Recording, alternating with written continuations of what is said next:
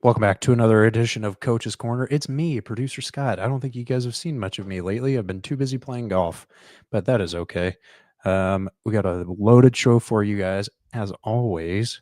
And I don't really have much to say because, like I said, it's a loaded show. I think they're going to talk about pretty much everything going on in sports. It's another great day. We're well into the college football season now. So enjoy Coach's Corner. Coach's Corner with Coach Heck and the infamous Coach Patrick King. Some of the stuff we say. We're not responsible for our actions. No, we're sober. In essence, and you could tell me to shut the hell up, but in essence, you got chemo face, right? I got chemo face. When I go to scores table to talk to Coach, I say, get as many pictures as you can. And it kind of reminded me that the stories you said when you coached the McDonald's game when you had LeBron say, okay, LeBron signed this because someday it's going to be important. What did one casket say to the other?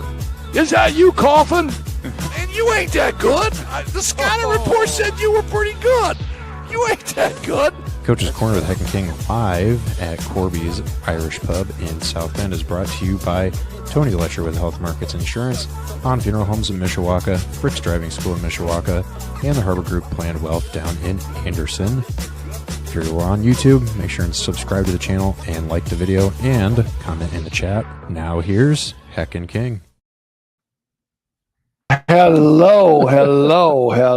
We are in beautiful downtown South Bend. LaSalle Street at Corby's Irish Pub, and it is a beautiful, beautiful evening in South Bend. Sunshine, I don't know, maybe 70-ish. Maybe. A wonderful early fall day. Today. 100? Well. Yeah, well, we ain't got that, man. I got a long sleeve shirt on. We didn't make 70 today. Yeah, and it's beautiful. I did some subbing today. I had to make some money so I can pay my bets off for the NFL games coming up this week. And I taught school today, too. I gave an algebra test. Beautiful. 5 + 5 is 9. Okay, good. No, it was more than that, that's for sure. So, and I know I'm redundant. My name should be Redundant Heck instead of Ronnie Heck. I'm redundant, but every time I see the intro, and Scott has put this together, and it's really, really cool. I really, really like it. I was explaining this to my family this week. We went golfing on Labor Day. Okay. Took the wife. Saw that. I took saw the that. 2 boys. Actually, Monica played really, really well, man. You get Monica on a tee, and you get her in a scramble because some of those women's tees are 100 yards. Right. She smoked the ball. That's good to know. And we were talking. And they kind of axed me a little bit. So what do you mean when on the intro to the show you say you ain't that good? I said, well, again, I'm going to say this. You've done it a million times. We all do it. We build guys up in the scouting report. Exactly. The famous college coach that did it, who?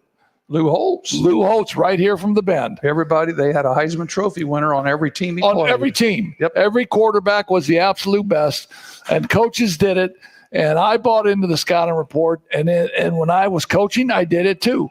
But I remember when I was in high school, and if I'm guarding you, and the scouting man, if Pat King touches the ball, he's scoring. Yeah, he's all world. And I remember after the first quarter, if you ain't scored a bucket, I'm looking at you saying you ain't that good, man. And at the other side of that, the worst ones you do is when you put a kid that hasn't made a 3, and you tell the guy to back off of him and let him shoot the 3. And then first quarter, he knocks 2 of them down in the first quarter. Kid's looking over at the bench going, Coach, tell me about that scouting report again. No. And coaching, and you were an assistant to Dick Hunsaker, the great Dick Hunsaker. Oh, sure. At Manchester College. I was an assistant at Ball State University with Dick. And, I mean, the famous stories of a kid who wasn't even on the scouting report. All of a sudden, he makes 2 or 3 threes. We're playing Cardinal Stritch out of Milwaukee. Right. Cardinal Stritch. This cat comes in the game. He makes 3 threes. He's not even on the board. The Hunsaker looks down at me and says, Heck. Who's this? No, but this is Dick. Heck. Where's this guy coming from, Coach? He ain't never played. And in the immortal words of 1946, Mr. Basketball, Johnny Wilson, He couldn't bust a grape. he couldn't bust a freaking grape. But now he's making 3 threes, and the coach and Hunsaker's pulling his hair out, and I'm going like, okay, all right, let's just guard him. Guess we got to guard him. Let's guard him. So we got a really cool show tonight. The great Keith Kinder, really, really good high school football coach at Mishawaka High School. Took it on the chin at Penn. Good 28 to 22. They led in the second half. Well, at halftime, I think it was 16 to 14 they were leading. They jumped onto a 16 to zip lead. And we'll talk about this with Keith, but he's an outstanding high school football coach. I want to get into some things about winning and losing with him. And I think that'll be a lot of fun. We're going to have WSBT's sports director, Bennett Wise is coming in here. He'll join us in person the second half of the show. And he was in Miami last week. So he'll tell us a little bit about the Miami Notre Dame game from his perspective. And also a little bit of help us with a little bit high school football too. Yeah, and we don't need a lot of help because both of us are color commentators for high school football games. So you know a lot. We're going to be at the same game tomorrow night. Yeah, we are. We're doing in two different St. booths. Joe against New Prairie at St. Joe. You're going to be a homer for the St. Joe. I'm the Husky guy, and I'm the New Prairie guy. The New Prairie Cougar, right? That's right. You're a Cougar. Should we have a bet for the show? No, there's no bet on this. There's absolutely no bet. I already know who's going to win because St. Joe will really beat New Prairie. St. Joe's really good. New Prairie's 0-2. They're rebuilding. They bring in a guy named O'Shea who is just has a great football name from a football family, but his record is not that good. No, he's a 500 coach right now. No, he's 15 games below 500. I was trying to be nice. I know you were, and Mrs. O'Shea, if you're listening, I apologize. That was Ron Hecklinski. This is not backing. It's Ron Hecklinski. But so we're going to be doing that game. We'll talk high school football. We're going to talk some Major League Baseball. We're going to talk the Not For Long League because it starts tonight. Yeah, tonight. We have ball game tonight. The NFL. But I want to lead off. How about them story. Cowboys? They're playing in Philadelphia tonight. How about those Micah Parson-less Cowboys? Yeah.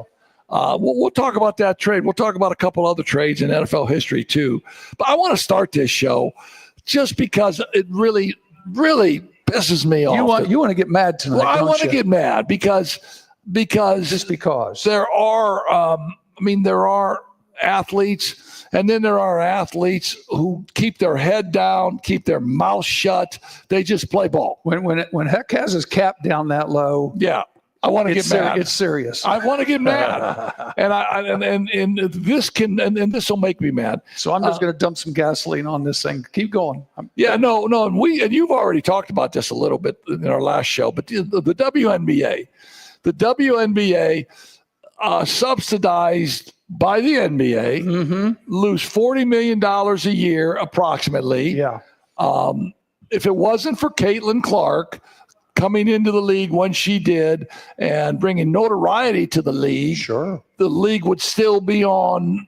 They'd be on life support. Yeah, on normal travel plans, waiting in the airport for a regular flight.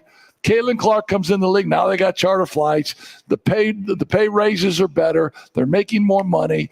But the players in the WNBA feel like they want to bully Caitlin Clark around. And I don't know, because I don't know the real score or the real reason to why that's happening. But I do know this. Angel Reese, a really good player from LSU. And I don't even know how good she is. Well, she was the number 7th pick in the WNBA, averaging 14.7 points and 12.6 rebounds for the Chicago Sky, who's 10-30. 10-30, yes. For the year.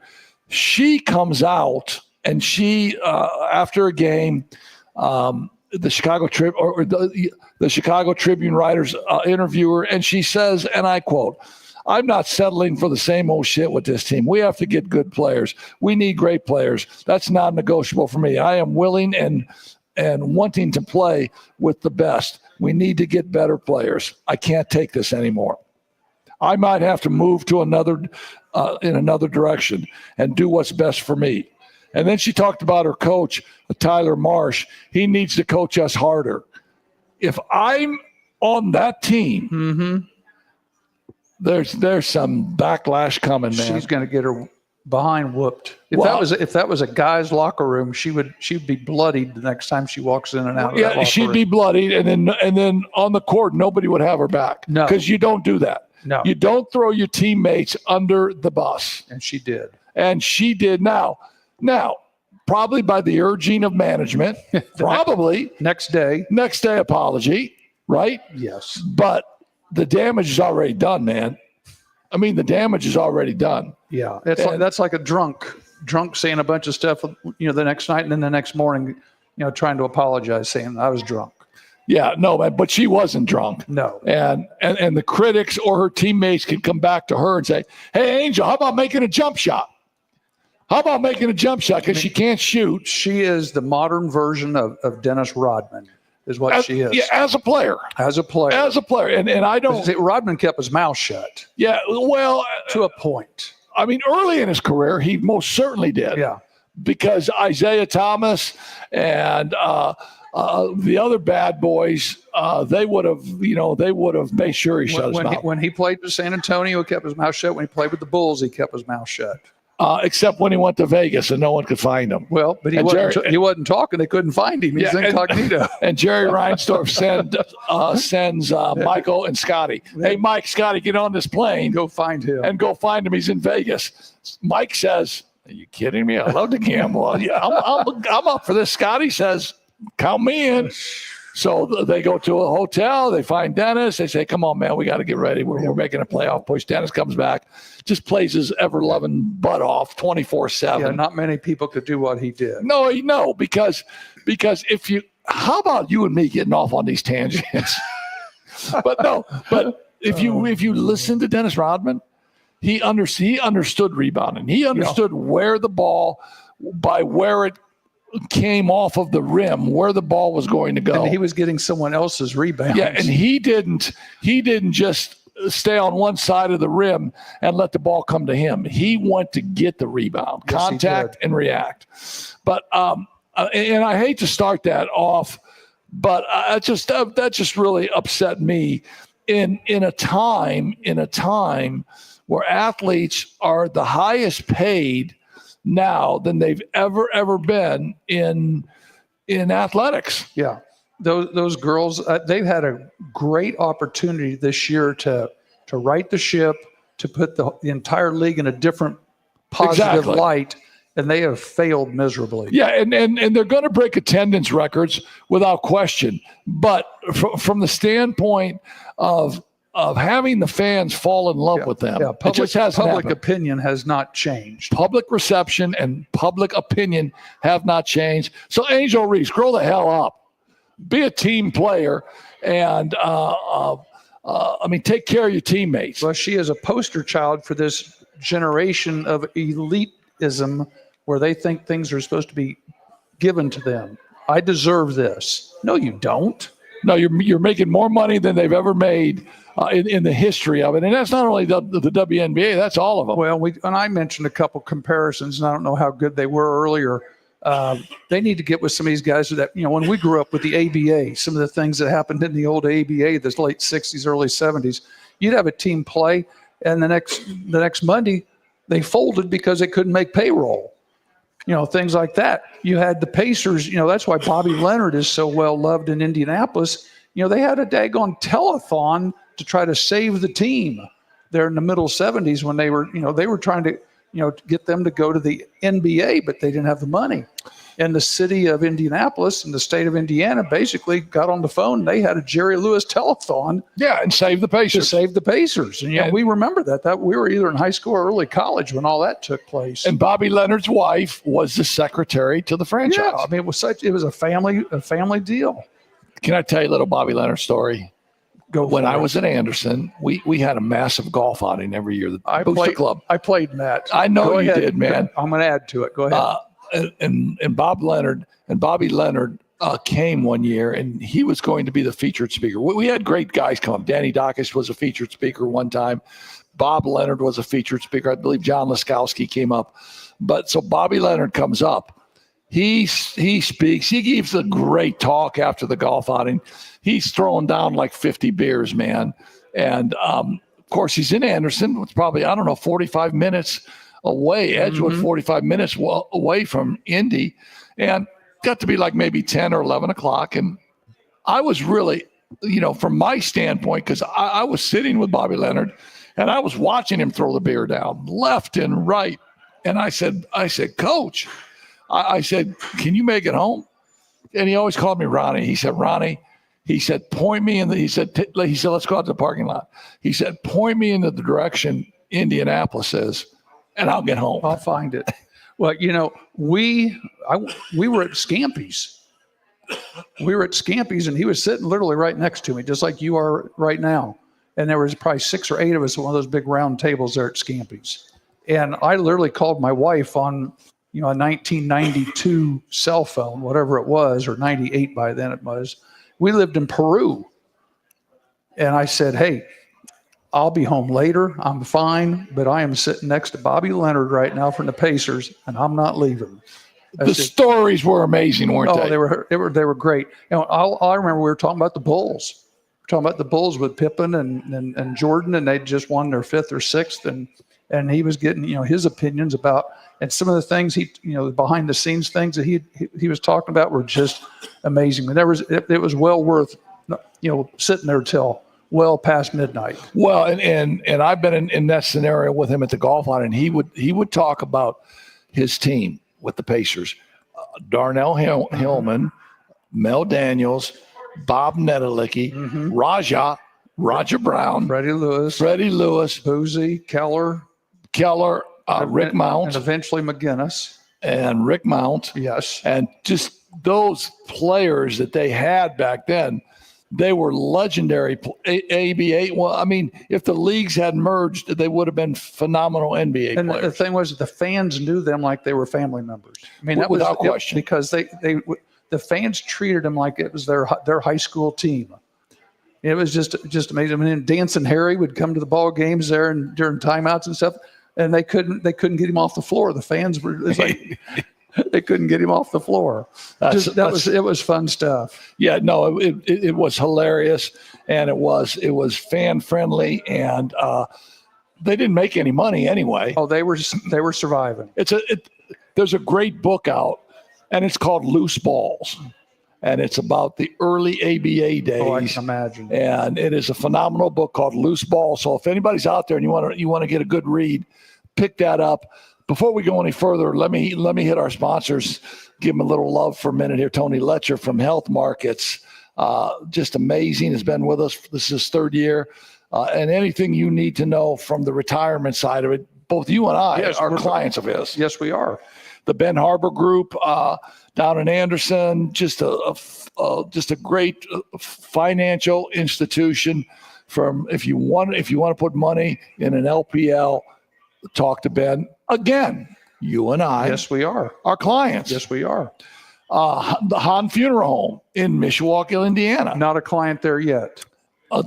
Again, you and I are not clients there, but Pat Hahn just does a great job, and it's a special place in a very, very difficult time for families.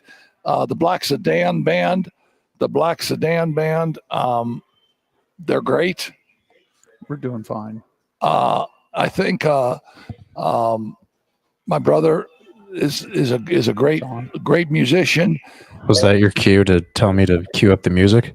Cue some music in there, baby. Black Sedan Band. There's some. Ladies and gentlemen, you are about to get You were talking about Dancing Harry. Dancing Harry, LG. And Ronnie, man. The Black Sedan Band. I guarantee you if you want to Just keep doing the ads while they play the music. And then obviously Frick's Driving School. I'm Frick's Driving School. I'm an employee. You're an employee. That's one of my part-time jobs. They're great. We do have a Frick's road game of the week this week, and once we get into the show, we'll talk about that. And I'm still waiting on a phone call from somebody to get me set up with somebody that knows how to speak Russian or Ukrainian, so we can take care of my 70-year-old lady that walked in and said I need to learn how to drive, or somebody translated it. but she cannot speak English. She speaks Ukrainian. Start watching some old shows of The Sopranos. You'll figure it out. Does You'll figure it out. Fricks own any black sedans? No, we just bought a new silver Nissan. I used to drive around there in a Honda Element. Yep, it's still there. So anyway, our fine sponsors, man, they do a great job. Hey, what about college football, man? Keith Kinder's going to be on here in a couple minutes, about 10 Raise your minutes. hand if your team won this weekend. Well, I know, and I'm pretty sure that at the beginning, did you think? I mean, going into the game, Scott, as a big Ohio State fan, did you think Ohio State would win the game?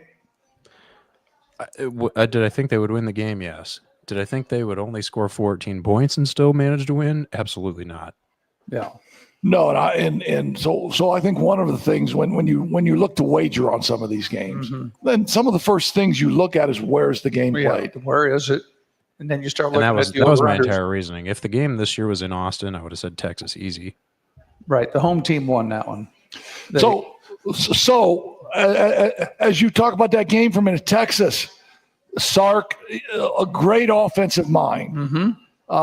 They say he's one of the best offensive coordinators, offensive play callers in college football. Now, I don't even know what never bothered to look, but the over-under had to have been a high number. I would think both of those teams are very offensive-minded teams. They're used to scoring in the 30s, 40s, and more. Yeah, but I think when you take a look at two rookie quarterbacks, I mean, Salem from Ohio State and Arch Manning from Texas, that might have held the point spread down a little bit, but well, the defensive units for both teams had a lot of production back from. Well, and they had a lot of production back from the teams last year, and when they played last year, the final was 28-14. So I mean, it wasn't like it was a Texas Tech type shootout where it was in the 50s. I think most of the people that picked the game thought like 24-21, 28-24, something like that. Well, and as an overview, I think all of the big games last week, whether it was Clemson, LSU, whatever else you want to talk about that we saw, the Alabama game, most of them, the defenses were way ahead of the offenses. And I think that would be, I think that's a pretty safe statement. Yeah. And I think at this time of the year, your early games, I think that's fairly true. But I saw a great meme on Facebook where Eli and Peyton were standing there, and the words coming out of their mouth were, he's adopted. He's adopted. He's adopted because Arch Manning, and I mean, for all intents and purposes, he played a couple games last year because Quinn Ewers was hurt. But he's a young player. He's a rookie. He sat for a couple years. He was 17 for 30 for 170 yards. Had a couple touchdowns, but had just a big pick. And he wasn't the guy that they were talking about before the game. Well, maybe he'll be the consensus number one pick in the upcoming NFL draft. Paul Feinbaum said he was going to be the best college quarterback since Tim Tebow. Yeah, and but I don't think Tim Tebow was that good of a college quarterback. Yeah. He was a winner. Right. He was an absolute winner, but he wasn't a great college quarterback. And if that's the comparison you're making to Arch Manning, then I'm probably thinking that the Manning brothers would think he's adopted. But I think so. But at the end of the day, he'll get better. He'll get better. I mean, Sarkisian will make him better. Julian saying the transfer from Alabama. Why did Alabama let him leave? When I looked at the quarterback for Alabama, I texted my brother, who's a big Alabama fan and who lives in Birmingham, and says, they ain't got a better QB. Yeah. And my brother said, they'll have one next week. But Saban recruited him. That's why when Saban retired. Oh, exactly. Same reason Caleb Downs ended up at Ohio State. Yeah, no, exactly. And we'll talk about Alabama here as we go down the list. And as I looked at the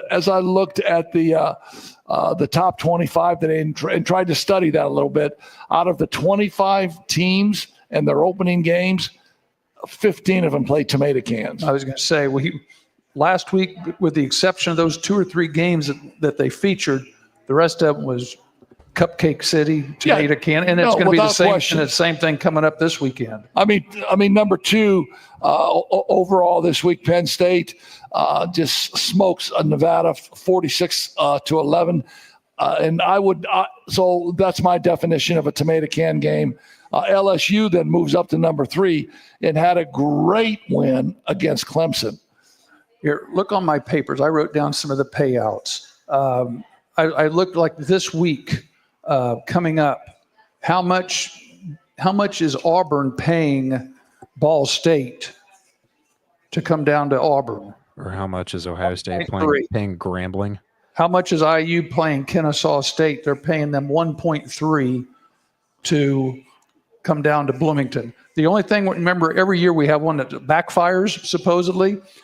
2 weeks ago, in week 0, Tarleton State beat Army on the last second field goal, and Army was paying them $500,000 to come down there. Wow. I mean, we were paying them? The Army, yeah. We as the taxpayer? Government subsidy. So I just want, I was going to mention that. But this is get financially healthy here these next 2 weeks for the smaller schools. But so when you talk about the payouts now, okay, so when you talk about the payouts, you're basically talking about NIL money now. So 1.3 million for Ball State. Ball State might be, I don't know, Ball State's top guy. We got Bennett Wise in here now, man. What's up, man? Flip that little button switch. Yeah. So you're on a hand. So Ball, I mean, if you're Ball State's top guy, I don't know, maybe you're making 75 grand. I don't know, maybe 100 grand. If that, yeah. Yeah, but the 1.3 million that you're going to take to get whipped, that's going in those coffers for your NIL money. So Shaq Van can recruit some more receivers.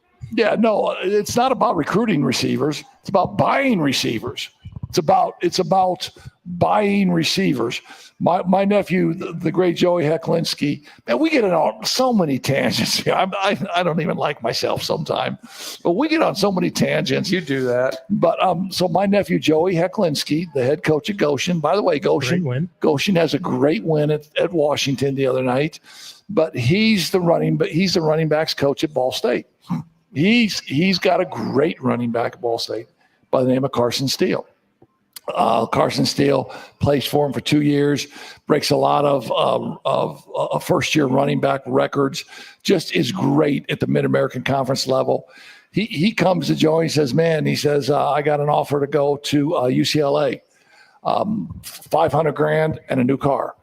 And so all of the relationship, all of the years of recruiting Carson, it's not Carson Cunningham.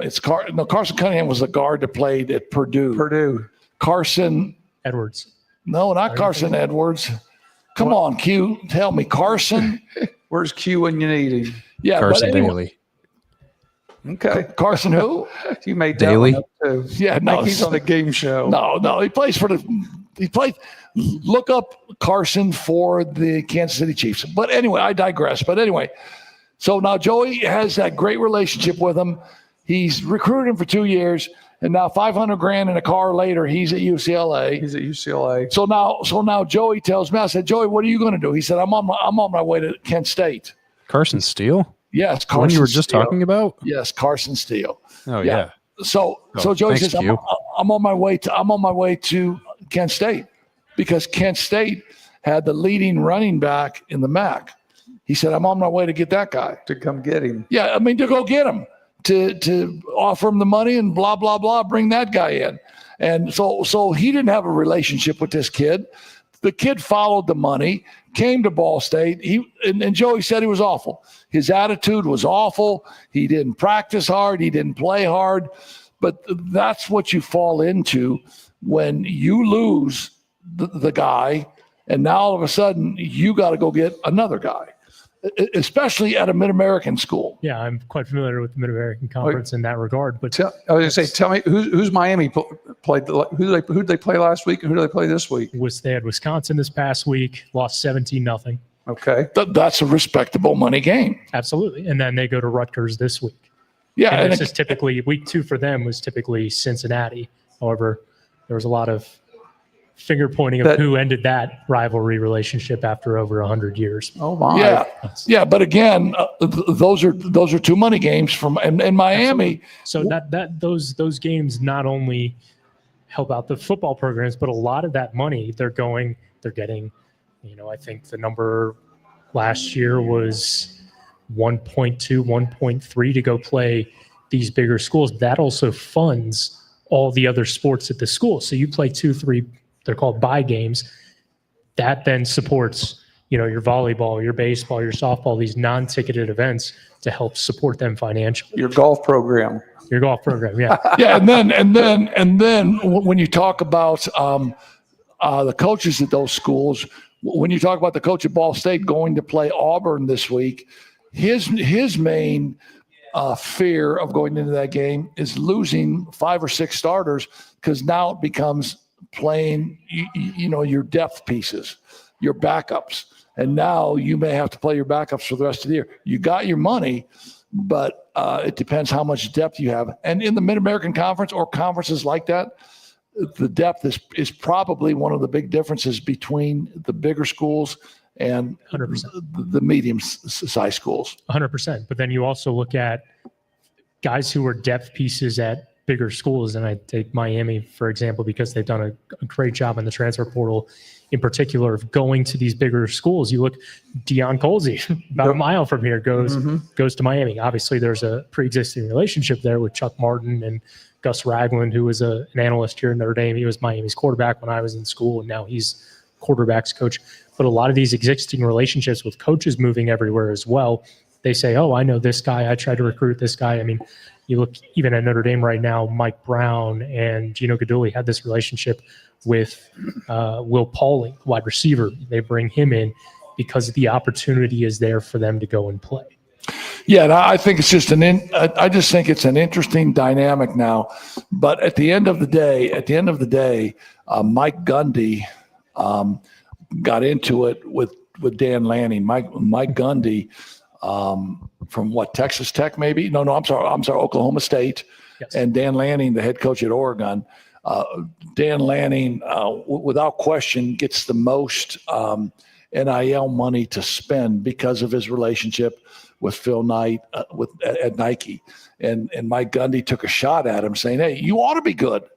I mean, you spend the most money. You ought to be good. You buy a great team. And Dan Lanning comes back to Mike Gundy and says, I'm playing within the rules. Right. And that's what it is. And if I have boosters that can give me this money and I can use it on players, and the rules say that, it's what John Calipari did all those years at Kentucky, playing the one and dones. Right. And that's why there was also the new rule with the NCAA this year, where it was a huge ruling back in July when they said, okay, you get $20.3 million to spread across all sports. We're going to actually physically have schools pay players. Now, additionally, what also comes with that is, yes, what other additional NIL opportunities can come along with that? And that is where a good chunk of the money is coming from. But the fact that the schools can directly pay the players and distribute that $20.3 million however they want to. They say, okay, we're going to give football 90%. I was talking with a couple of people who have said, some schools are giving 80%, some are doing 60% and putting in a lot more in basketball or whatever the case may be. But the spreading of that money is, I don't want to say it's fair, because of course it's not fair. Not everybody's getting a ridiculous amount of money, but the NIL opportunities on top of that, whether that's, you look at pre-existing relationships here at Notre Dame with things like Roback and Red Bull, and Hannah Hidalgo now have an NIL partnership as well. So it's the additional brand awareness that comes with going where you go to school and how much money you can make off. So I think, and I certainly don't have even a small amount of knowledge to have answers, but I think one of the things that could really help would be a good old-fashioned salary cap. And that's kind of what this ruling was in July. It adds, okay, everybody gets this amount of money. You can use it however you want to.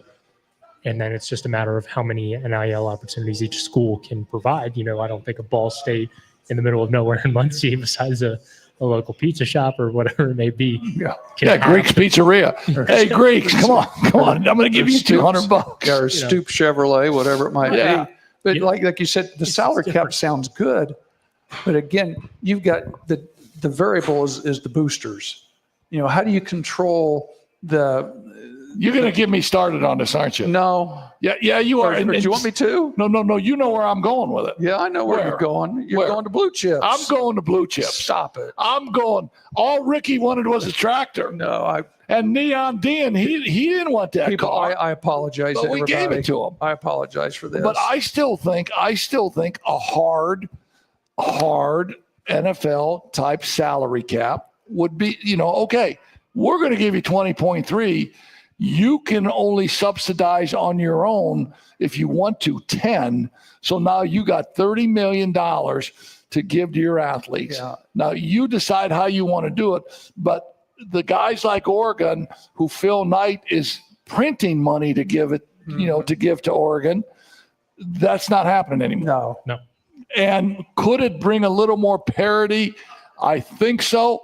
And I think also you're seeing think that from the total halves, especially in college football, compared to the lower Power Fives, where that playing field is slowly getting even because the money is more evenly distributed. So that you have a school like, I'm trying to think one off the top of my head, like I'm just saying Michigan State in general, but those lower. The lower level Big Ten, for Sure. example. Exactly, where you can have Indiana go from absolutely nothing of a football program to what Kurt Signetti has done. yeah, through money. But at the end of the day, and Tom Allen had money too his last year or two. But I thought Nick Saban was great when he said, you have to know who you're giving money to. Absolutely. I mean, here's the formula, whether it's going to be a quarterback, a defensive end, an edge rusher, a running back. You got to be smart as to who you give that money to. Hey, Scott, do we have Keith Kinder on yet by any chance? Not yet, no. Okay.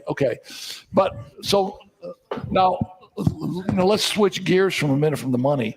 And I love this. So LSU plays, it's the first time Brian Kelly's won an opening game at LSU. The first time. And I think he did an ad for Popeye's Chicken right after it. I'm not really sure in his New Orleans voice or whatever. Stop. But so Dabo Sweeney comes out and says, neither one of us played good in the second half. And if I was to grade my team, I'd give us a 58. I might give LSU a 60.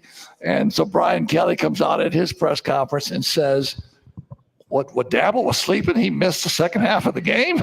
He said, I thought we played pretty good. And I love so, and I might be one of the few, I don't know, but I thought Brian Kelly was really good in South Bend. I thought he coached his brains out. He had a different aura about him. And when his sideline demeanor never upset me, because that was my sideline demeanor. No, just go with I it. mean, if you're not going to do what you're supposed to do, and I got to throw an F-bomb at you to get your head out of your rear end, I'm going to do that. That offended some people, but I kind of like Brian Kelly from that standpoint. He's just going to call Dabo out and say, "Hey, what were you sleeping during the second half?" That's what he said. I thought LSU might have been the best team that I saw last weekend. I thought they were pretty good. I would say it's Miami. Well, Miami's pretty good too. I don't think they think Notre Dame played bad. And I know that's a totally another topic. They think Notre Dame played poorly. Notre Dame didn't play very poorly. I thought Notre Dame played pretty well. I think they just ran into a very good Miami team. I'm going to say this. Were you sleeping? The pass rush for Notre Dame was practically non-existent. Correct. I think early in the game, Notre Dame brought some numbers, but I thought that Miami handled it, and it never affected Carson Beck. And one of the hits on Carson Beck during his time at Georgia, he played a lot of big football games at Georgia, by the way. He did not handle pressure well. When he was pressured, he made mistakes. I think Notre Dame sacked him one time, right? Correct. And that all of their pressures came in the second half. And that's a lot of credit towards Miami's offensive line. A lot of things for them in the offseason revolved around okay, we have a lot of size and a lot of agility on the offensive and defensive lines. Is it going to be and kind of live up to that hype? And it absolutely did. Their right tackle, Francis Moaga, I believe is his name. He's going to be a first-round pick. And you look at their defensive line, Ruben Bain Jr. and Akeem, I'm blanking on his last name, but they are the two best defensive ends. The two D ends were very impressive. Akeem Mesidor, that's his name. And they showed that there in that last series. I thought the physicality aspect was no question that Miami, owned the physicality part of it. Yes. And especially in the trenches. And you can say whatever you want to say, and all of the sports writers, all of the pundits, everybody came back saying that the Jeremiah Love needed more touches. Yes. And then Marcus Freeman got on the pulpit after the game saying, well, a lot of those were RPOs, and he elected to pull the ball and not give it to Jeremiah Love, and we had to tell him to give him the ball later, which was great, I guess. But I just didn't think I didn't think it was one of Mike Denbrock's finer moments from an offensive play caller's a situation. And that's more difficult too, because when you're dealing with a first-time quarterback who's played 4 career snaps and had never thrown a pass, and Marcus Freeman pointed this out too, the whole game plan from the start, we knew that from him from training camp, and get the ball out of his hand quick, let him kind of ease into the game. And I think you saw that by the second half. He got a lot more comfortable. He hits Malachi Fields on a deep ball, brings that in. You see the cross and the slant to Eli Rarian that goes for 65 yards and sets up a touchdown. He really did settle into that game, because by the time it was 14-7, going into halftime, that's a unbelievable catch away from being or a deflection, anything like that, from still being a tied game going into the half. Miami simply made more plays, like that one-handed catch. That's a huge difference maker. But when you look at the second half, you saw Carr settle in more. They did give the ball to Jeremiah Love more. I believe he had 6 touches of his 10 rushes in the second half. And you saw Carr really start to settle in. And one thing I noticed when I was down on the sideline for that game was on I believe it's his second touchdown to Jordan Faison. It was a bootleg play. I noticed with CJ Carr, before he got set, he stopped. I saw him close his eyes, take a huge deep breath, and then go deliver that rollout play to Jordan Faison. It was a brilliantly executed play and great design from Mike Denbrock in that regard. So I think when it comes to CJ Carr, that is what they wanted to see, and he lived up to the expectations. You thought everybody else would hold up their end of the bargain when you look at how good that defensive back room is, how much hype kind of the defensive line got, and how the reaffirmations from Marcus Freeman early in the week when it came to the defensive line factored into all of that. And they kind of didn't really live up to the hype, and a lot of that was defensively. Well, and a lot of that, like you just said, was the hype. I mean, that. But it's not even just hype; it's what they were able to prove. That's what they did last year. And playing. It just shows you this is a different team. A lot of the same parts, but it's a different team. Yeah, and it's hard to do it when you have a new defensive coordinator who's adding in. They're not just playing man all the time; they're sprinkling in zone and different coverages. And I think I don't want to say it was too overcomplicated, because it wasn't. It was that different. Learning curve is there, and especially you look at the linebackers. I believe Drake Bowen missed 5 tackles all of last year, and he had 4 missed tackles against Miami. And they were playing against some very good athletes. Yes. Malachi Toney, oh my God, freshman wide receiver, 17 years old, going and making plays like that. Yeah, and you can sit there and look on their schedule. Who else is that good right now? I mean, from what we saw now Watch out Miami, for USF. they were pretty good too, weren't Yeah, they? they were. But they've got some good challenges, but you look at the film, and if we had a chance to, sit there and sit in the coach's room, they played against some pretty good players. 100%. I mean, like I was saying, Akeem Mesidor and Ruben Bain Jr. are the two best defensive ends that Notre Dame's probably going to see all year. And you look at, and this was one thing I noticed too, with CJ Carr. There was one rush in particular where Ruben Bain just absolutely flattened Anthony Knapp and came around the edge. Carr stepped up, got out of the way, and avoided a sack. That is a high-level play from a guy who has not played a lot That of hasn't football. played a lot. All right, now let me ask you this. Have you been over to campus this week? I have not. I was just curious, wonder what kind of schedule they had this week. What did they do Tuesday, Wednesday? What did they do today? What are they doing tomorrow? So, with a bye week, are they trying to get people healthy, or are they working on fundamentals? You just wonder what they're going to do. So then they'll kick it in gear again, Saturday, Sunday, and start, treating that as game week. It's just interesting to see what they're doing this week. So. We'll find out next week, on Monday. So they haven't had any, public press conferences this week. Bye week, they don't. They go into hiding. Correct. Interesting. They go recruit, things like that. Well, So yeah, but I want to talk a little bit more about this. I don't think.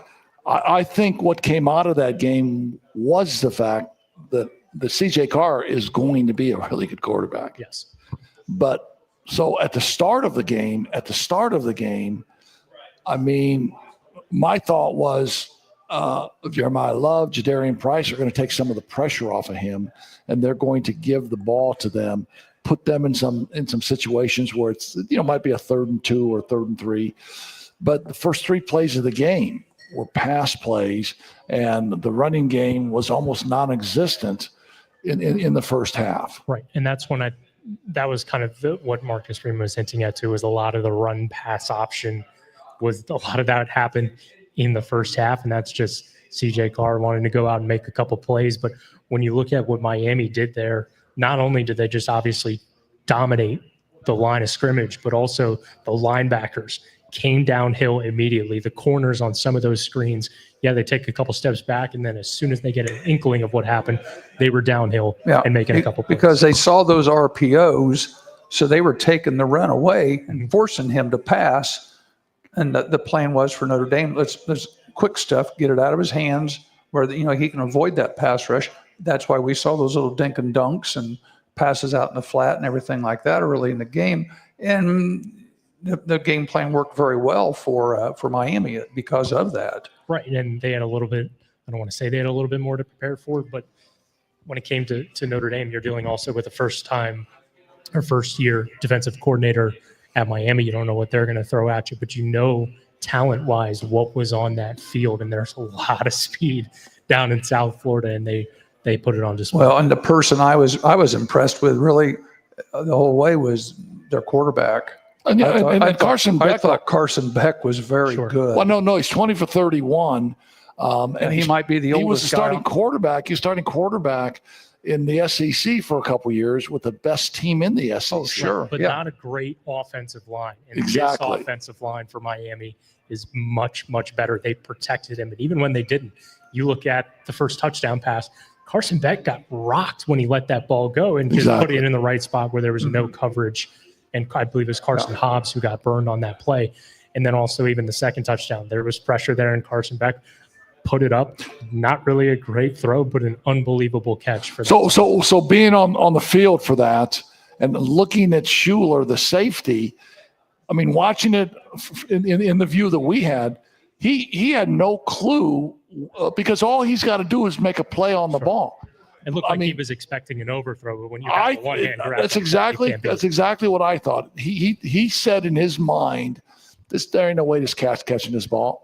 I'm not going to interfere with him, or I'm not going to bump him, because he was there. It's an uncatchable ball. Yeah. He's a safety's. I mean, that's the best dream for a safety, to be there and not have to run to catch up to the play. He was there. Yeah, he did not make a play on the ball, did he? No, he didn't. And I think part of that too is you don't want to go in and get yourself a penalty because of where everybody was. He was standing straight up.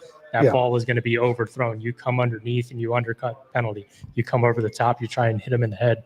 That could be potentially targeting. You're looking at targeting, you're looking at pass interference, something. But I think ultimately he was looking for the ball. It was actually to the right of the wide receiver, so it looked like it was going to be a little bit of wide thrown interception.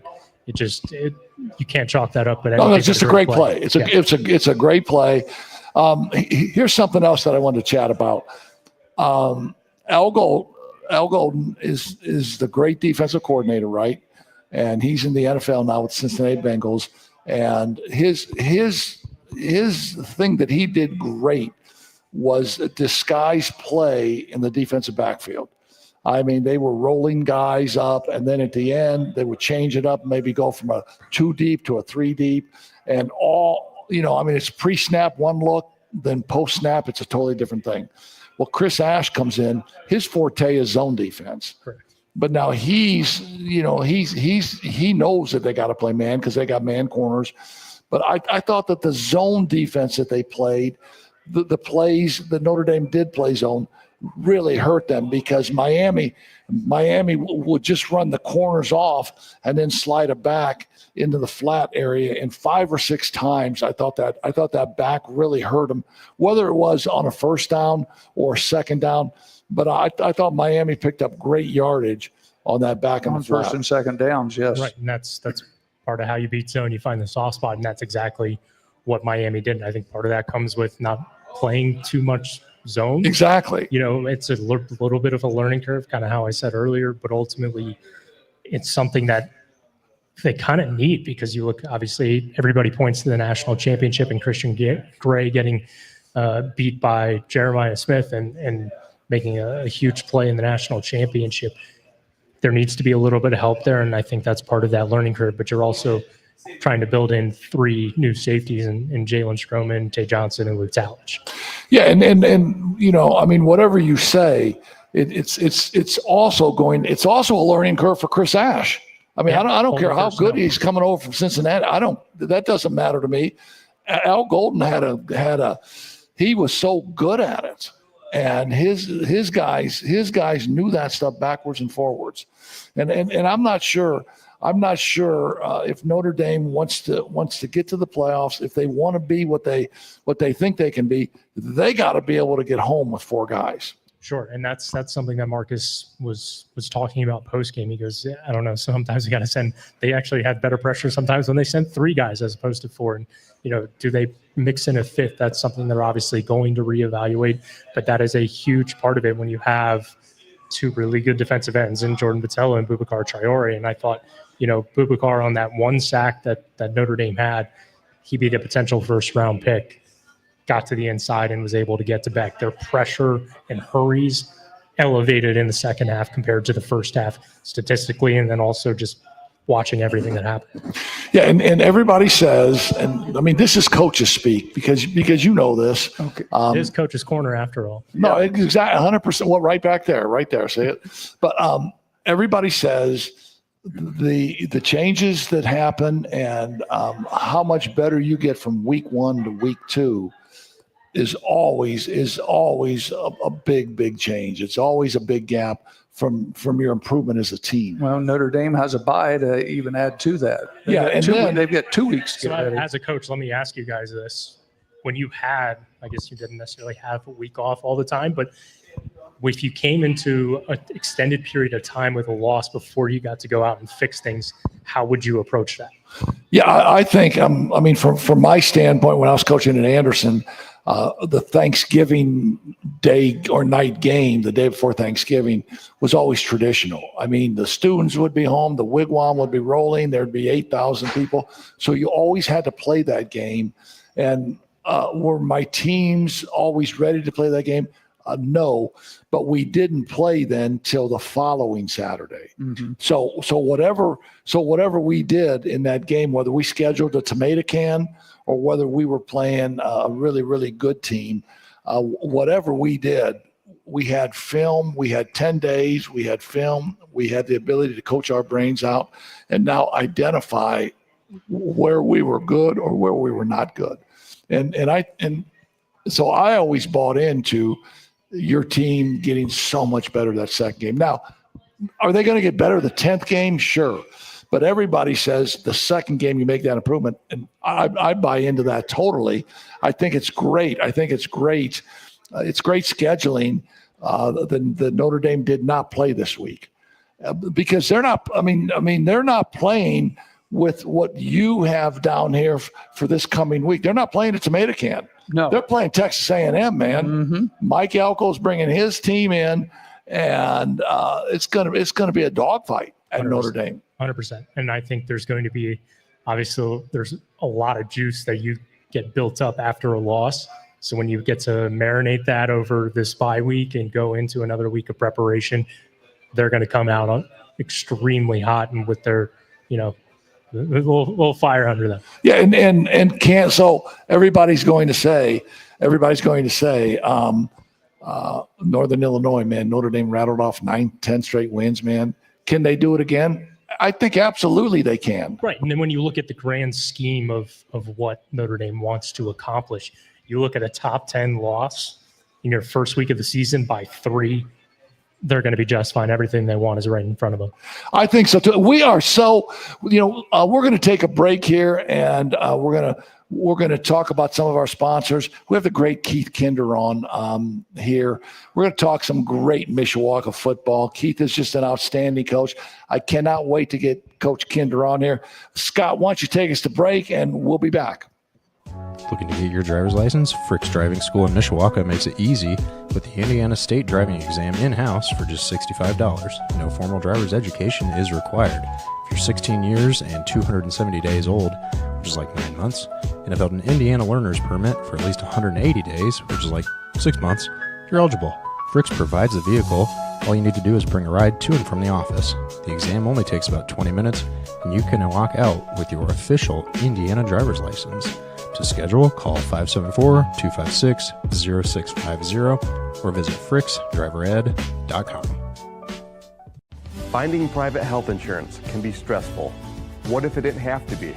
I'm Tony Letcher, licensed insurance agent. I prefer to personally meet with my clients so I can get a better understanding of your needs and budget. I can even review your current coverage. I don't want you to be my client today. I want you to be my client forever. Call Tony Letcher today to schedule your free consultation or visit tletcher.com. Hahn Funeral Homes, located at 505 West 8th Street in Mishawaka, continues a proud tradition built on one promise of family serving families. With deep roots in the community, Hahn Funeral Homes offers traditional burial, cremation services, and now pet cremation options, providing compassionate care for every member of the family. Families in Mishawaka have long trusted Hahn's to guide them with dignity, understanding, and personal attention through life's most difficult moments. For more information, visit them online at hahnfuneralhomes.com or call 574-255-1474. Hahn Funeral Homes, a family serving families. Thinking about retirement, Harbor Group Planned Wealth helps you answer the big questions like when to draw Social Security, how to manage investment risk, and what health insurance might cost. Wondering if you can earn part-time income after 62 without losing benefits, or if retiring could actually feel like getting a raise. They've got answers and a plan to guide you. Call the Harbor Group at 765-393-1074 or visit harborgroup.com. That's harborgroup.com.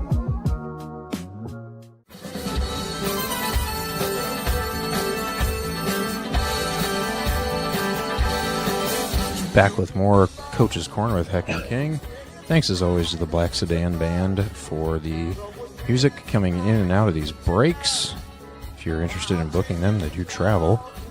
Head on over to blacksedanband.com and give a special shout out to their drummer, who happens to be Heck's brother. And now, here's more Heck and King.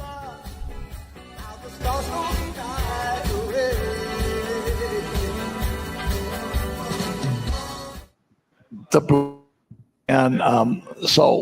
that song comes on, and I'm getting ready to fire the first line of that song. Do you remember? And then Scotty comes back on.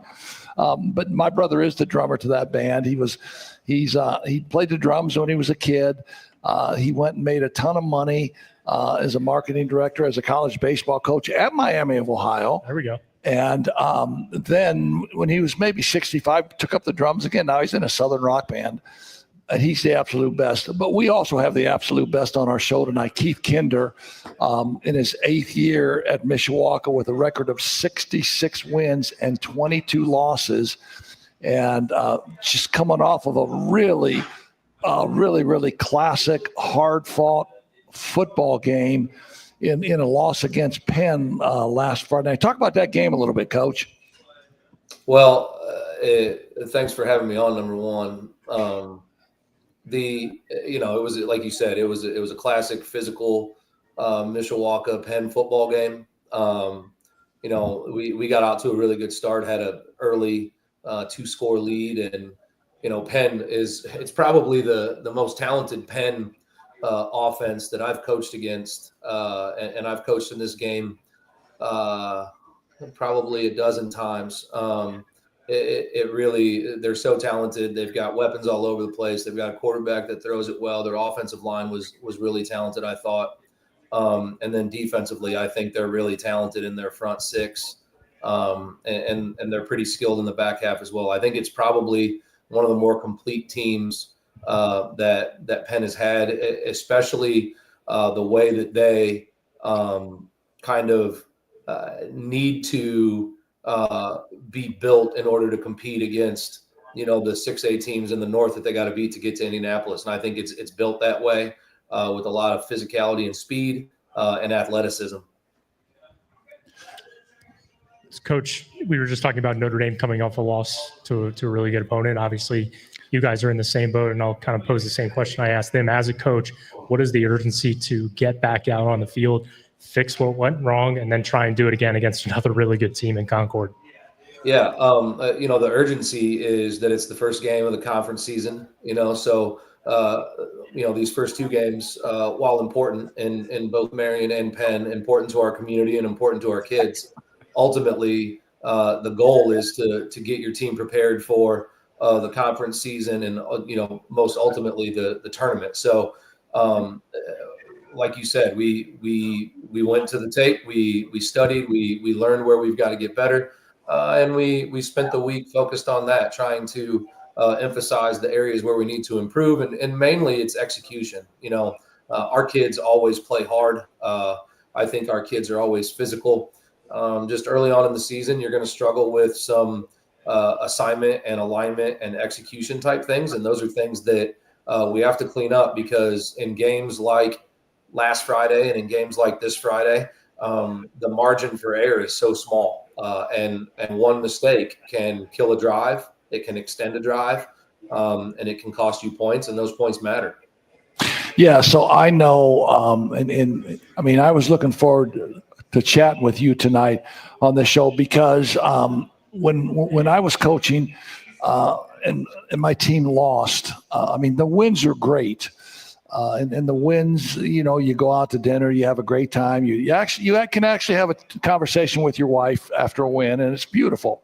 The losses are freaking miserable. And I'm pretty sure you have that same internal fire burning inside of you when you come after a loss and you're just pissed. And you're thinking about what you're going to do the next week in practice. Your intensity as a coach ratchets up a little bit more. Does that happen to you as you go through the next week of practice coming off of a loss? Yeah, it's really a miserable existence sometimes, isn't it? 100%. Yeah, it really is. It's you get to enjoy the wins for about a couple hours on Friday night, but the losses, like you said, stay with you. I could probably go through all 22 of mine in order and probably get pretty damn close to the score as well. I think it's the nature of the job. If you're competitive, it's what sticks with you. So yeah, I think you have to be careful about the intensity changing just after a loss. The great thing about our game, it's different in basketball, obviously, is it's always 7 days, right? You got 7 more days to get better, to get ready. I think the big thing for me is that I want to be consistent with our players. I want to have that consistency in the way I act at practice and the way that we prepare, regardless of the opponent, regardless of what happened the Friday before, whether it's a win or a loss. I would like to think that at least to the players, we're going to behave the exact same way no matter who we're playing. When I talk to you about football or about your program, I always come away impressed, and I tell you this a lot with the infrastructure of your program. I think your assistant coaches are outstanding, and you've had the same guys in the same positions for a number of years. Talk about your assistants for a minute. Yeah, we really are blessed. We've got a core group of guys that have been together for a long time. And the interesting thing, and I don't know if you or Coach King ever experienced this, but I was an assistant with these guys, which was an interesting dynamic at the beginning of my tenure. Mike Buckman and Steve Sheltraw, who have been in our program for over 30 years, and Matt Lewinsky and Kyle Shaw, our two coordinators who have been, one is 16 years. This is year 16, and one, this is year 17. This is year 15 for me. Corey Betzer's been coaching for over 20 years. He coached at a number of places, and he's been in our secondary for a number of years. Joe Caldroni's now in like his 13th season coaching. We've got a lot of guys that have a lot of great experience, but ultimately and most importantly, they just love being around kids. They love competing. They're good teachers. I played for Bill Sharp at Jimtown, and he always said that the best coaches are always the best teachers, and they're really good teachers of the game, and they have a lot of passion for helping young people. Coach, let's just talk about maybe this week. How long did you talk about Penn Saturday, Sunday into Monday before you start shifting gears and just start talking about Mishawaka again, and then leading into when do you start talking about Concord? Just kind of walk us through mentally how you go day to day as far as finishing last week's game, taking care of your own situations within the team, and then getting ready for your next game. Yeah, so we bring the kids in on Saturday morning, and we put them in the weight room, and we have them stretch and roll, and then we get them in the pool. I think the pool is a great recovery tool, and then we spend about 2 hours watching it, and then we don't address it with the kids again after that on Saturday. So they get the learning opportunity to see themselves. I think film is an invaluable tool in that regard. Here, let me ask you quick. On Saturdays when you're watching film, do you watch it large group, or do you split up offense, defense, backs, receivers, defense? How do you take care of the film sessions on Saturday? Sure. Typically it's definitely split offense and defense, and then depending on the availability of our guys who may or may not be at JV games, sometimes our offensive line will go separate, our defensive line will go separate, and we'll do it by position group. But at the very least, it's offense is in one room, defense is in another. And depending on, like I said, who's around, because, they may have to be out at the JV game. Sure.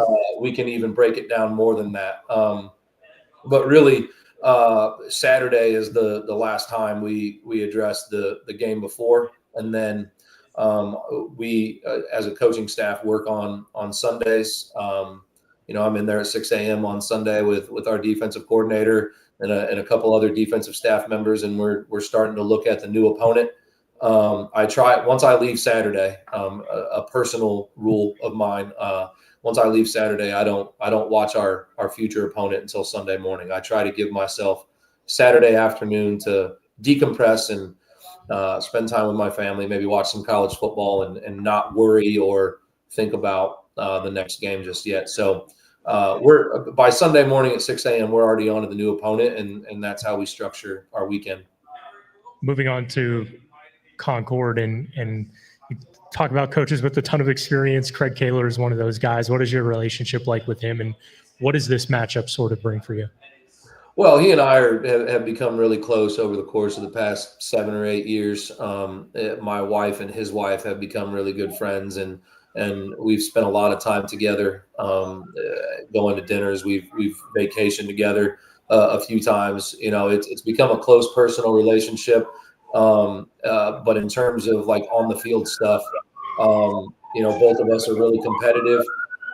He has studied our offense and has probably as good of an idea of how to defend us as anybody that we play, because of the time that he and his staff have put into it.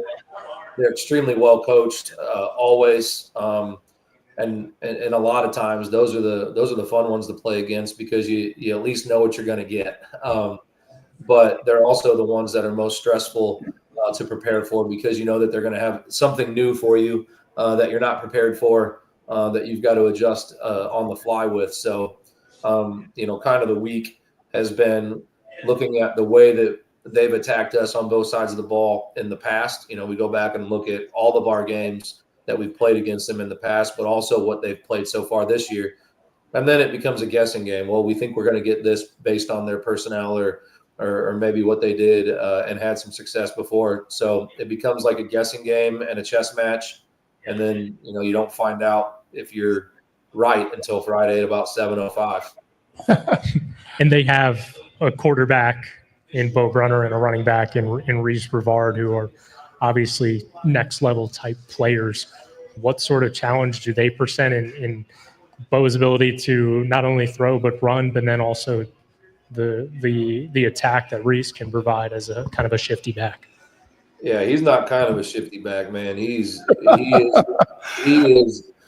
a dude, and I would argue that he's better than the kid that they have last year that's at Purdue now. He is physical. He sees it, I think, better than the Thomas kid a year ago. His cuts are quicker. They are. I mentioned that I think Penn is as good offensively as I've seen them, and I would argue that Concord's is good on offense, and maybe even slightly better than Penn because of the added threat of Brunner to run the ball in the run game. And they've got a really good number 10. I think his last name is Martinez. I think he might be my favorite player on their team because of he always seems, and he's a really good linebacker as well, but he always seems to make the big play in the big moment on a consistent basis. And so they're ultra talented on offense. And man, I talk about this all the time, and I think I even said it to the Tribune reporter after the game. Like being a defensive coach in today's football is incredibly unfair because like offenses have evolved so much, and now you have to defend the field horizontally too, and that never used to be the case. In the 90s and the early 2000s, like horizontal football was not a thing. Everything was go downhill, move downhill. Well, now you have to defend the field vertically and horizontally, and you have to do it against people that are really, really talented. And so, we try to stress that getting a stop in today's football is basically creating a turnover. If you get a stop, if you force a punt, particularly with what we do on offense, we feel like that's a turnover. And we hope that that's going to lead to a 7-point swing in our favor if we're able to get off the field. So we've got a huge challenge to defend them. But I think our kids have had a good week. I think they're ready. And I think we're going to play well tomorrow.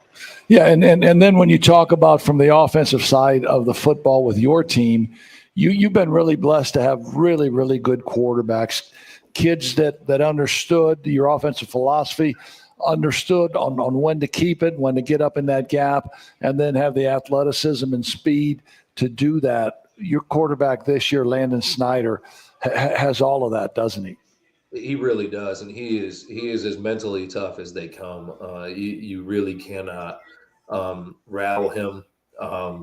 He's a really good athlete. He is in incredible physical shape. Like you literally cannot get him tired. He does not seem to get gassed ever.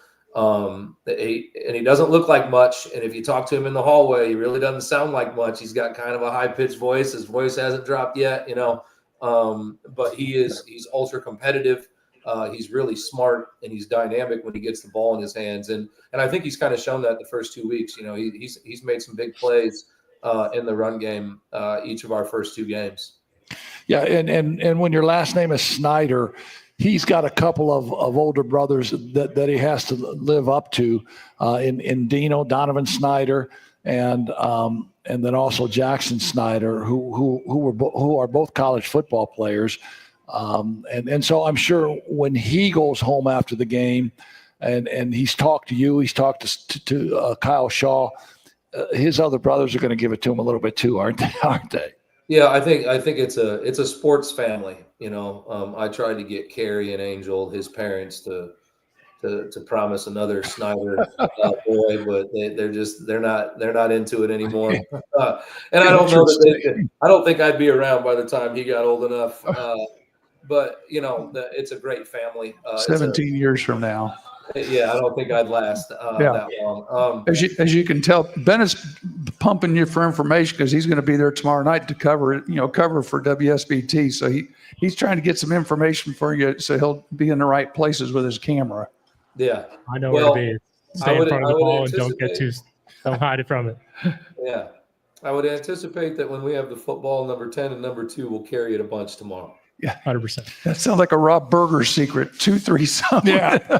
Hey, listen, Keith, man, I want to thank you for coming on with us, giving us a few minutes of your valuable time. I know during the season, the opportunity to spend time with your kids and your wife and your family is rough, and for you to take some time out of your Thursday night to spend with us, I really appreciate that, man.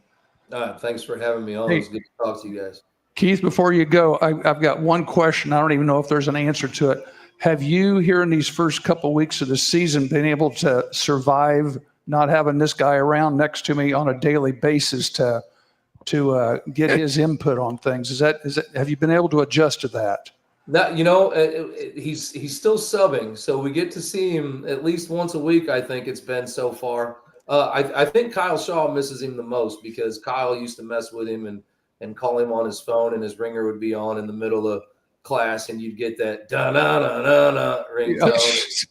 Yeah, he doesn't know where the silent button is on his phone. Hey, technology. But listen, so I was there today because I got to cover some bets for this weekend in the NFL. So I had to make a little money today, man.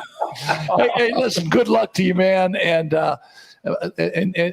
keep the cavemen rolling. You're a great role model for all coaches, for young coaches, and you just do a tremendous job, Keith. All right, thanks a lot. See you guys.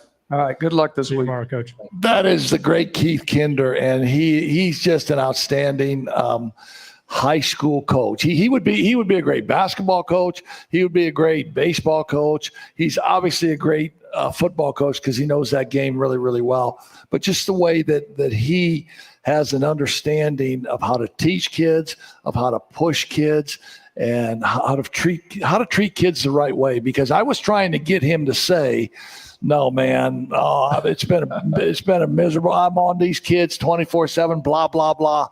But he wouldn't go there. He does not want his kids to see a different coach, whether they win or they lose. And I respect that so much because there were times when I was just an absolute madman when my team didn't play well. I'm not sure I was a better coach, but I might have felt better about it. Well, right? I know, and they've jumped out, maybe out of the kettle and right into the fire this week. Last week they had Penn, and this week they've got number 6 rated Concord, which is in 5A. Next week they've got Northwood, and the week after that, good. and then they've got Goshen's. So Yeah, well, Warsaw. and Warsaw's in there someplace, as we go down the way. So that NLC is going to be it's always every great. week. It's always It's a a great grind. conference, whether it's a basketball league or a football league. But that is the word really, grind that's is the best. That's the feature game. I'm looking around as far as top 10 teams. Concord at Mishawaka, that is the game of the week as far as I'm concerned. Hey, Scott, why don't you take us out on our last break, and we'll come back, maybe talk a little not for long football or NFL. Thinking about retirement, Harbor Group Planned Wealth helps you answer the big questions like when to draw Social Security, how to manage investment risk, and what health insurance might cost. Wondering if you can earn part-time income after 62 without losing benefits, or if retiring could actually feel like getting a raise. They've got answers and a plan to guide you. Call the Harbor Group at 765-393-1074 or visit harborgroup.com. That's harborgroup.com. Han Funeral Homes, located at 505 West 8th Street in Mishawaka, continues a proud tradition built on one promise of family serving families. With deep roots in the community, Han Funeral Homes offers traditional burial, cremation services, and now pet cremation options, providing compassionate care for every member of the family. Families in Mishawaka have long trusted Hans to guide them with dignity, understanding, and personal attention through life's most difficult moments. For more information, visit them online at hanfuneralhomes.com or call 574-255-1474. Han Funeral Homes, a family serving families. Medicare plans can be confusing, but they don't have to be. I'm Tony Letcher, licensed insurance agent. I can help you compare your options because I'm appointed with many nationally recognized carriers. With my help, you can find the coverage that fits your needs and budget. I don't want you to be my client today. I want you to be my client forever. Call Tony Letcher today to schedule your free consultation or visit tletcher.com. Looking to hit the road with confidence? Frick's Driving School in Mishawaka has been helping drivers of all ages gain the skills they need for a lifetime of safe driving. With experienced, patient instructors, including our very own Pat King, and flexible scheduling options, Frick's makes learning to drive easy and stress-free. Whether you're a first-time driver or need a refresher like our own Ron Heklinski, Frick's has you covered. Plus, for just $65, they offer the state driving exam in-house. No need to go anywhere else. Visit fricksdrivered.com or you can call 574-256-0650 to get started today. Back again with more Coach's Corner. Shout out, as always, to the Black Sedan Band, now in their... Well, they've been with us since the start. We'll just say that. They do travel, so if you're interested in booking a great cover band, go to blacksedanband.com, or you can check them out on YouTube after you're done watching us, of course. Now here's more Heck and King. Welcome back to Coach's Corner. We have the great Bennett Wise here from WSBT. To my right is just the absolute best basketball coach I ever knew, Pat King. And worst golfer. To my right. I think he's a great golfer. Pretty good stick. Yeah, I think he's a great golfer. Hey, Here's a sad thing. When he and I play together, when we play in our little shambles things, or where we're like a part of a team, there's four of us. I'm now at that point where I'm the one that says, let me just put one out in the middle of the fairway so you guys can hit it. Wow, those guys must be good if you're doing that. And my challenge is trying to put it in the fairway. Yeah, but you hit it well. You're a great golfer. You were Am I playing in that when I come up there next week? And your son is now going to try and break 100 when he comes up to play golf with you. Exactly. Hey, I'm trying to break 80. Here's something that I want to talk about before we move on. Alabama. Okay, Alabama, Florida State. Now, everybody, when Nick Saban was calling the shots, Nick Saban had pretty much everything go the way he wanted it to go. He was a disciplinarian. He ran the program. Everybody knew.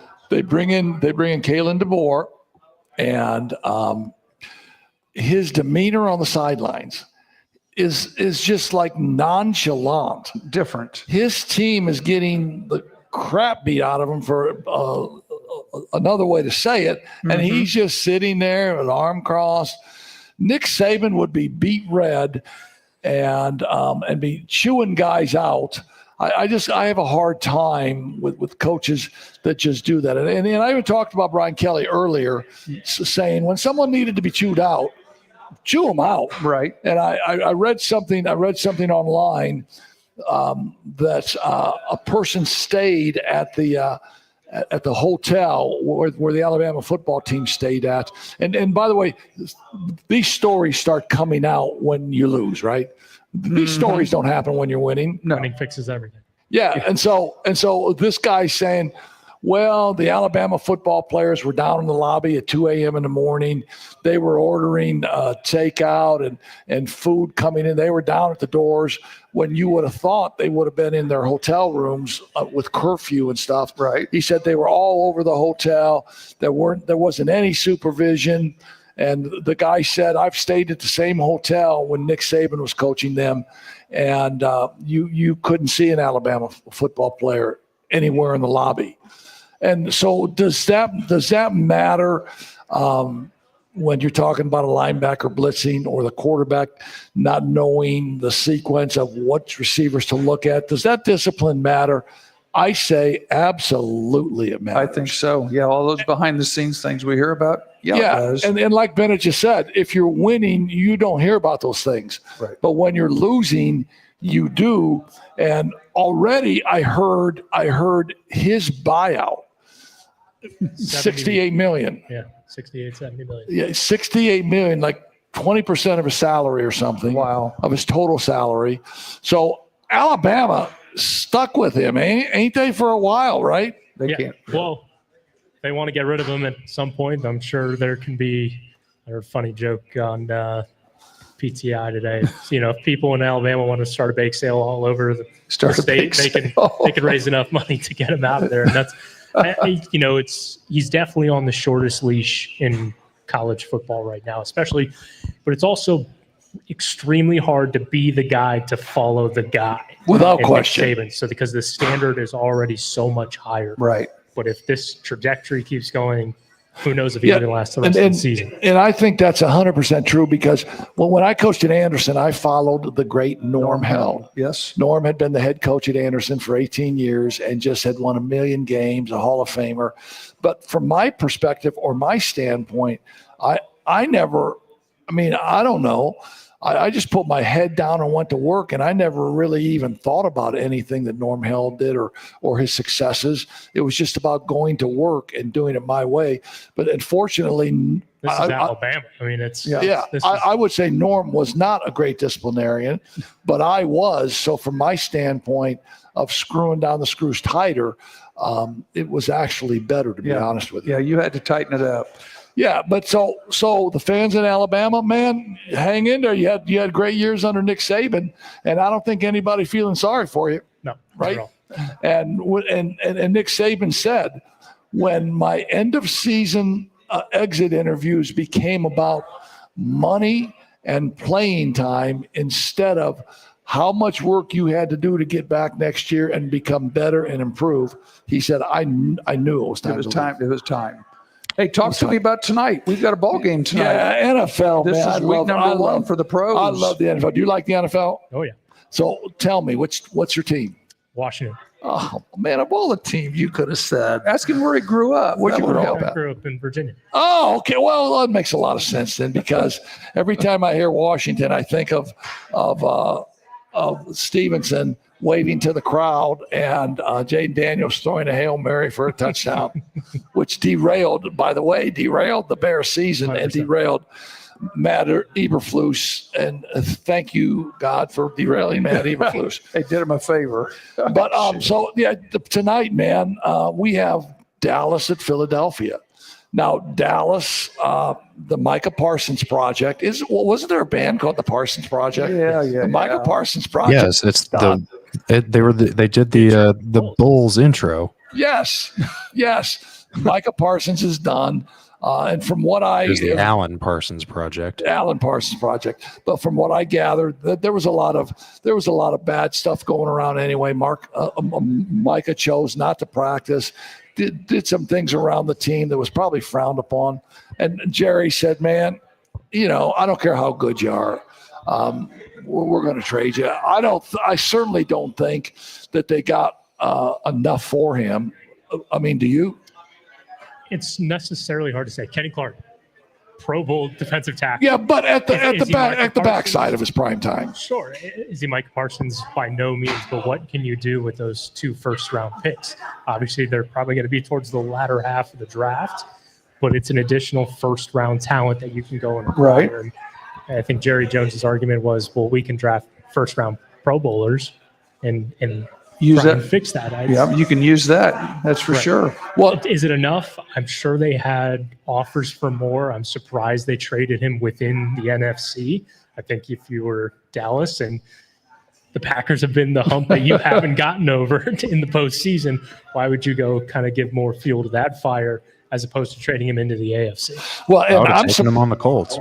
I'm surprised too, from the standpoint that Jerry Jones orchestrated that Herschel Walker trade many, many years ago, and Jerry Jones got a 1 and a 2, maybe in 90, a 1 and a 2 in 91, a 1 and a 2 in 93, a 6 in 90, and a 5 in 92, and literally built the dynamic Cowboys of the early 90s through the Herschel Walker trade. Who did he pick? Aikman. Yeah, no, without question. Michael Irvin, Aikman, all those guys, all those great linemen. But so Jerry Jones knows what a great trade looks like. But that tells me that Jerry Jones just wanted Micah Parsons out of the building.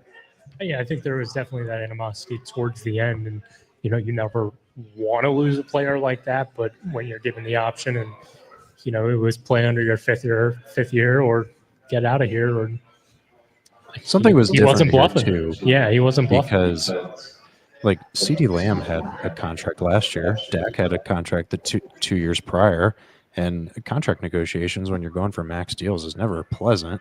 But none of those guys requested trades. No, without question. Yeah.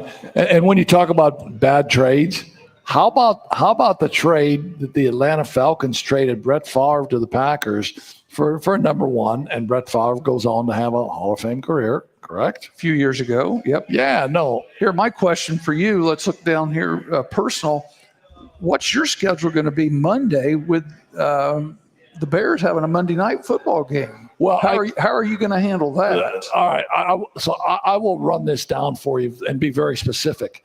I will be in my chair with snacks ready at 2:00 in the afternoon. Why Tailgating early. Yeah, 2:00. There's a reason. No. Ask him why. Why? So 2:00 is Bonanza from 2 to 3. From 3 to 5 is Gunsmoke. From 5 is Marquee Sports, a pregame show, and then I'm into pregame heaven. I will not be subbing Monday. Where is there a nap, early nap, or just sleep in? No, I'll be getting up at 11 on Tuesday. You're not. No, I'm not subbing Tuesday either. So you'll be at Planet Fitness about I'll be maybe at Planet noon? Fitness at noon. Okay. And on Tuesday, depending on if the Bears win or I got to eat crow and talk to my buddies and have my buddies call me stupid. I still think I think that Ben Johnson and not only are you a Washington fan and so you might be a Colts fan, right? Just because. Yeah, but I think no matter what all kinds of Colts team that you propaganda cheer throughout the early for, 2000s. you might say that Ben Johnson is going to be a really good coach. Right, and you look at even the limited snaps that starting offense got in the preseason, and you go, this is a totally different offense. You use both tight ends in Cole Kmet and Colston Loveland. Roma Dunze has been gaining a lot of traction throughout training camp and practices. It is an offense that is going to be completely different, and when you have protection for Caleb Williams, which is probably the biggest difference this year, where you can say, okay, go be the quarterback you were in your junior season, not this last year. Then he was in college and he had to scramble around a lot more. He has the offensive line and the weapons around him to be completely comfortable. Yeah, and then you hear the story of DJ Moore coming out of camp because DJ Moore is historically known for this. If the ball's not coming his way, his route running ability becomes really slow, and he's not selling the fact that he's not getting the ball to anybody. And he did it in training camp, and he's making a lot of money. He's allegedly one of the leaders of the team, and Ben Johnson just went off on him and threw him under the bus in front of the whole team and told him, if you think you're going to run a route like that, you're never going to get the ball. And if the next time you run a route like that, we're cutting you. Gee. And DJ Moore, so to DJ Moore's credit, he said, hey, nobody called me out before. My coach called me out, and it's the best thing that he could ever have done. 100%. And I'll never do that again. And so when you complacency, and then also exactly you look at also what they just did in the first round in drafting Luther Burden III, you now have a third wide receiver in that room. Plus Olamide Zaccheaus came over in the offseason as free agent. No, he's been great. Been great. He's a great slot receiver. Mm-hmm. Great slot receiver. So we got a bunch of football Sunday. Yeah, we do. Arizona at New Orleans. Kansas City at the Chargers on Friday night. I highlighted the favorites. That's in Brazil. That's in Brazil. Is that why that's a Friday night game? Yes. Okay. Wow. And obviously Kansas City's a favorite. I like Jim Harbaugh, but we're not going to be able to watch it unless it's on YouTube at 8:00. Yeah. So There you it have is. to have YouTube. Yeah, and every kid, every kid, online. Just regular YouTube. It's free. every kid in I thought America, it's not YouTube TV. No, regular YouTube. every kid in America YouTube.com. knows how to put that game on. Okay. Okay, They're going to Carolina, show us old people then. Carolina at Jacksonville on Sunday. Cincinnati at Cleveland. Cleveland's a hot mess. Cleveland Well, is a hot Garrett's hurt mess. now. Always. Had a hip injury. Yeah, Could be in question on Sunday. yeah, and Shadur Sanders, you know, I mean, I don't think there's any question he's talented, but I think all of the shenanigans that went on because of his family and because of who he is and things that he thought that would just come to him because he's Deion Sanders' son.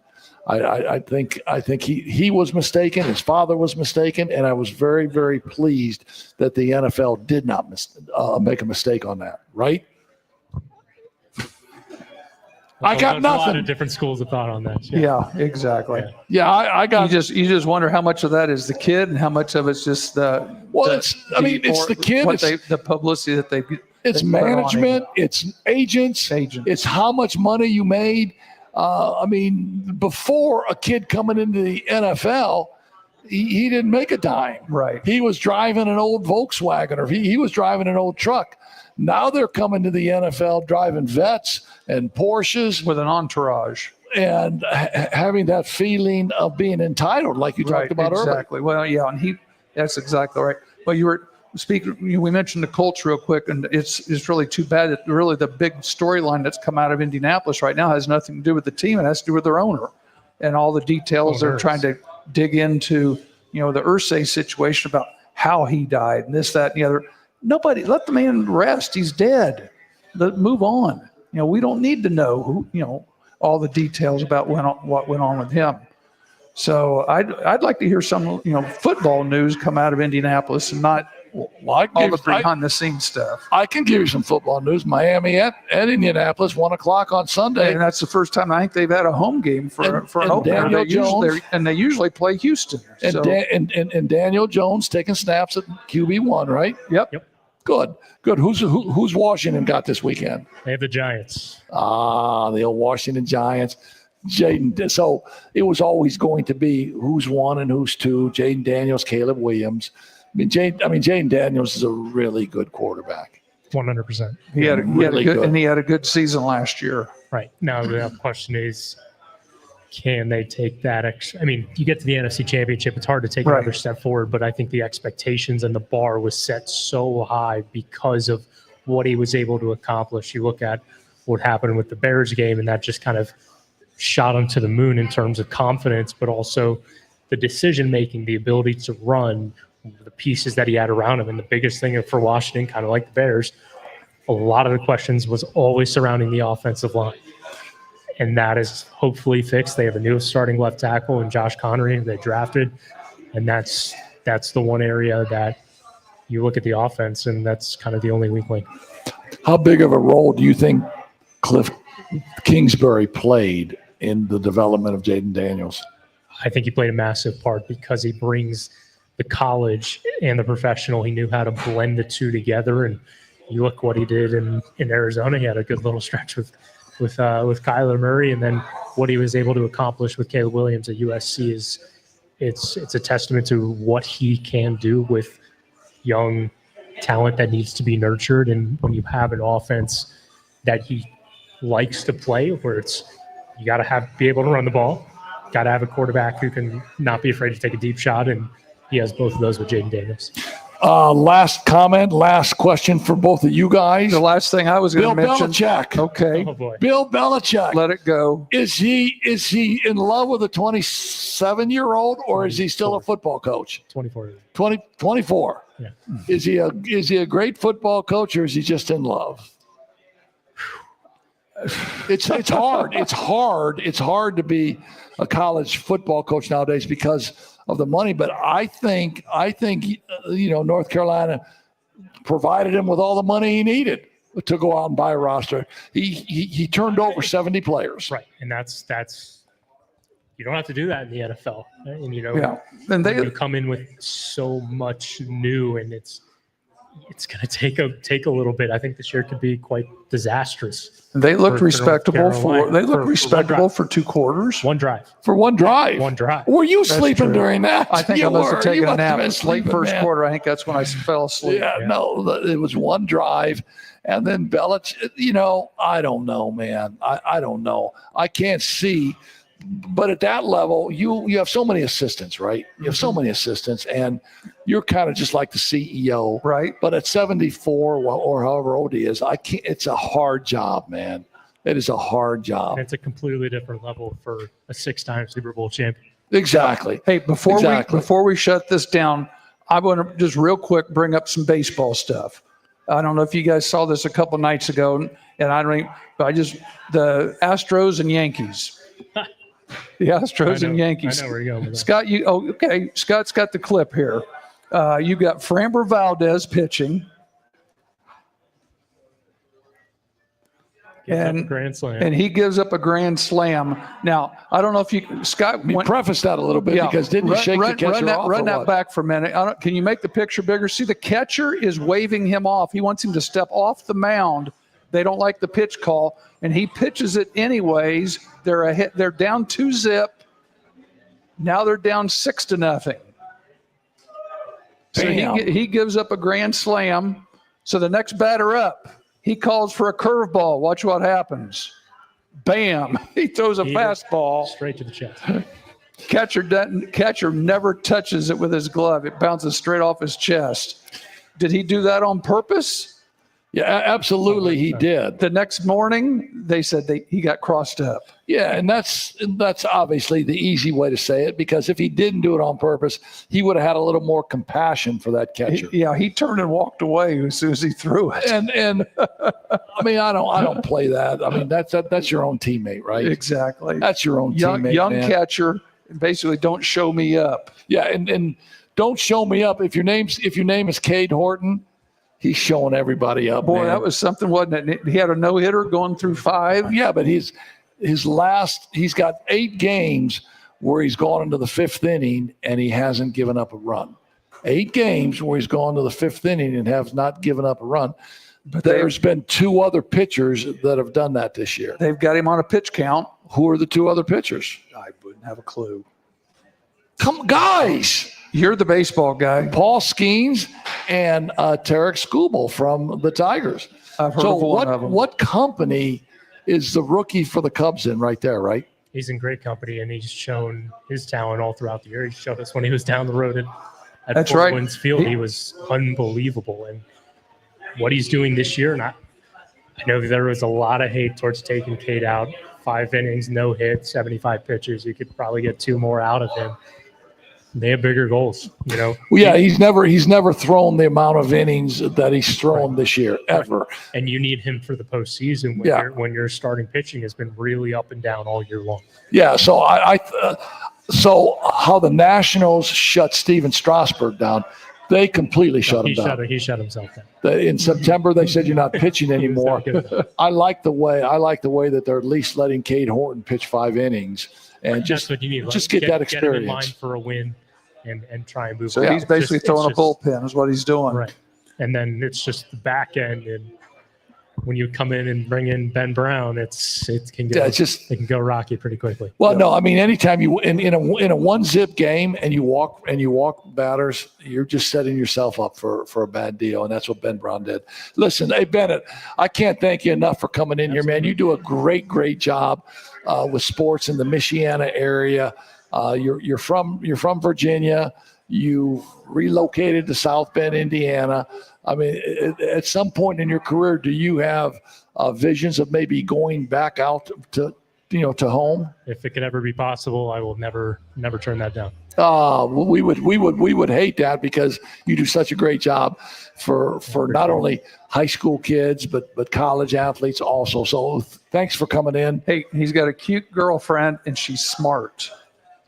Can you believe that? She ain't that smart if she's hanging out with him. Well, he's over here talking and she's sitting over there. She ain't that smart. He's definitely outkicked his coverage, that's for sure. Hey, yeah. So you're going to be at Concord. Where else are you going tomorrow? I'll be at Riley and Penn, and then scooting over to Concord, Mishawaka. So you'll be on Fox at 10:30ish, and then SBT 11:20ish. Do we have a college? We might have. Is there a college game tomorrow night? Yeah, so we may have to. You may be late. A little after. You and I are going to be at the same place. I'm going to be at St. Joe against New Prairie with Regional Radio Sports Network. And so you'll be doing the St. Joe version. He's the homer for St. Yes. Joe. Yes, And yes. I will be at the same game, and I'm doing the New Prairie version of that. Hey, I got some extra money from someone today. You want to put a bet on that game? No, there's you no don't, do way. you? No, I don't. already know. All right. You've got a rebuilding team against a team that's pretty good, so we'll worry about that. And next week, you won't be here. I John will not John be Overmeyer here. is going to be here with me. You're going to be in Newcastle at the I'm going Basketball to Hall be of at Fame the meetings. Basketball Hall of Fame because I am going to Are you allowed try. to tell them who's your secret? Yes, Okay, go I will ahead. tell them. I will tell anybody to listen. I'm trying to get the great Mark Johnson, just a great high school coach from this area. Had a lot of great years at South Bend Riley, then stepped away for a year or two. Took the St. Joe job, took St. Joe down to the semi-state, and he's a great coach. So I'm going to be at the Hall of Fame next Thursday trying to get Mark Johnson into the Hall of Fame. I'm going to speak on behalf of him, and in my book, he truly belongs in the Hall of Fame. So I'm And that's gonna why do you're that. going down there. So John Overmeyer will be here, and Scott might even be in town Yeah. from Dallas next week, so he may be sitting here in person as And well. don't have any ideas of trying to Wally Pitt me, by the No. way. Do not try and Wally Pitt me. Never crossed my You're mind. not. There's no Lou Gehrig coming in and taking Never, his seat. You got never it? crossed my mind. Let's go get some pizza. Yeah. Hey, listen, this has been a great show.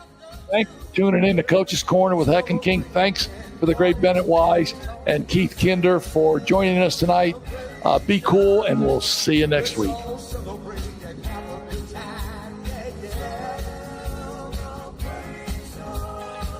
We gon' celebrate and